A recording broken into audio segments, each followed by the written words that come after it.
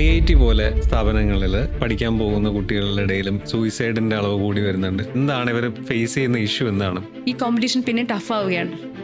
So only those people who are like അത്രയും ഇന്റലിജന്റും അത്രയും studious അത്രയും ഹാർഡ് വർക്കിംഗ് ആൾക്കാർ മാത്രമേ റീച്ച് ദെയർ. അപ്പൊ അവരുടെ ഐഡന്റിറ്റി എന്തായിരിക്കും? ലൈക്ക് ദേ ആർ ലൈക്ക് ഭയങ്കര നേർഡ്, ഭയങ്കര ബുജി, ഭയങ്കര ജീനിയസ് ആൾക്കാരാണ്. അങ്ങനെ ആയിരിക്കും ചുറ്റുള്ള ടീച്ചേഴ്സും പറയുന്നത്. അവർക്കും അവരെ തോന്നും okay I am very intelligent എന്നുള്ള തോന്നലായിരിക്കും നമ്മൾ IIT ചെന്ന് എൻഡപ്പ് ചെയ്യുന്നത്. IIT ചെന്ന് എൻഡപ്പ് ചെയ്ത് നോക്കുമ്പോഴത്തേക്കും നമ്മളെ പോലെ ഇന്ത്യയിലെ ബാക്കിയുള്ളിടത്ത് നിന്ന് വന്ന ഇന്റലിജന്റ് ആൾക്കാർ നടുക്കോട്ടാണ് പോയിരിക്കുന്നത്. ഇനിയിപ്പോൾ നമ്മുടെ റെക്കഗ്നീഷൻ എന്താ? We are just one among a lot of intelligent people. That makes us നമ്മളെ സ്പെഷ്യാലിറ്റി എല്ലാം നഷ്ടപ്പെടുന്നു. എഞ്ചിനീയറിംഗിന്റെ കോച്ചിങ് മാത്രമേ ഉള്ളൂ, അല്ലെങ്കിൽ IIT JEE കോച്ചിങ് മാത്രമേ ഉള്ളൂ. കിട്ടിക്കഴിഞ്ഞ് കഴിഞ്ഞാൽ പിന്നെ പഠിക്കുന്നതിനകത്തുള്ള കോച്ചിങ് ഇല്ല.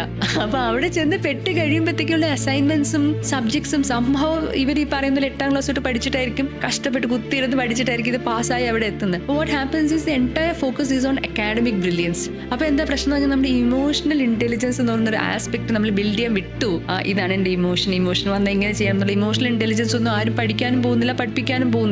ബിക്കോസ് അതൊരു പ്രയോറിറ്റി അല്ല at that point of time. So the ability to handle failure is a life skill. നമുക്ക് എല്ലാവർക്കും വേണ്ടത്.